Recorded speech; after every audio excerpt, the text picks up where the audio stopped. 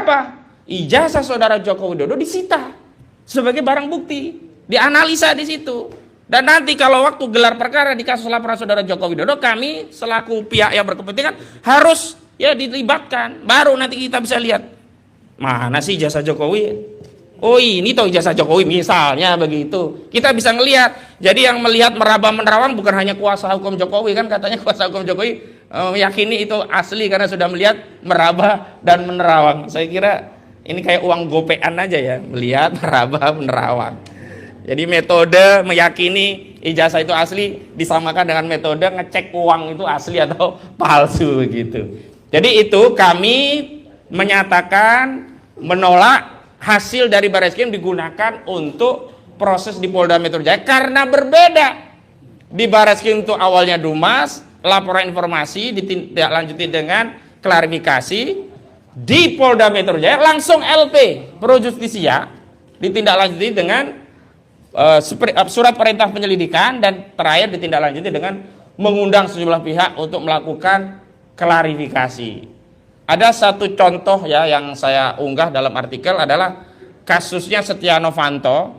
Awalnya kan dia ditetapkan tersangka berdasarkan sprindik pihak lainnya, keterangan saksi lainnya.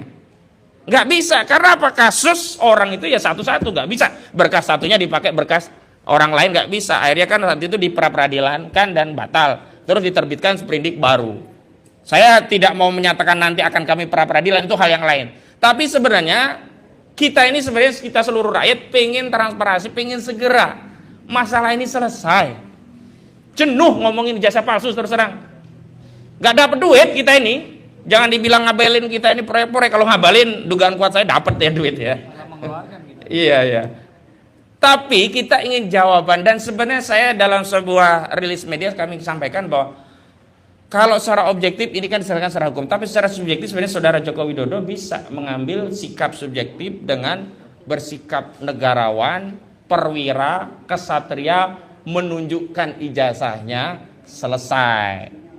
Tapi kalau ternyata ijazahnya memang bermasalah, ya saya pun dalam posisi itu takut menunjukkan ijazah itu. Baik, itu saja dari saya. Selanjutnya yang kedua, kita akan bacakan dulu rilis resmi dari kami. Nanti rilis ini akan kami edarkan media, boleh dikutip seluruhnya atau sebagian, dan pembacanya akan disampaikan oleh Bang Jahmada Girsang. Kepada Bang Jahmada Girsang dipersilakan. Terima kasih rekan. Untuk lengkapnya agar ini tertib, kami akan bacakan press release ya yang disampaikan oleh rekan Koji tadi.